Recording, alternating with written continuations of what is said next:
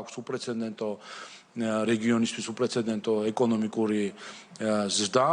ჩვენ პირველად საქართველოს ისტორიაში $10,000 გადააჭარბებს საქართველოში ერთსულ მოსახლეზე მთლიანი შიდა პროდუქტი.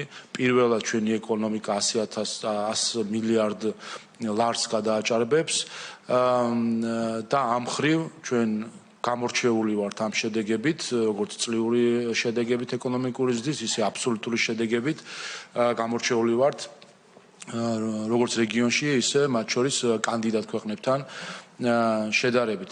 ამას ვახერხებთ ჩვენი ძალით, ზედმეტი გარე არათუ მხარდაჭერის, არამედ უმეტეს შემთხვევაში გარედან ხელის შეშლის ფონზე, როდესაც ყველაფერი კეთდებოდა იმისთვის, რომ ძირი გამოთხოვდა საქართველოს ეკონომიკას, ძირი გამოთხოვდა საქართველოს უსაფრთხოებას და მშვიდობას, ძირი გამოთხოვდა საქართველოში დემოკრატიას.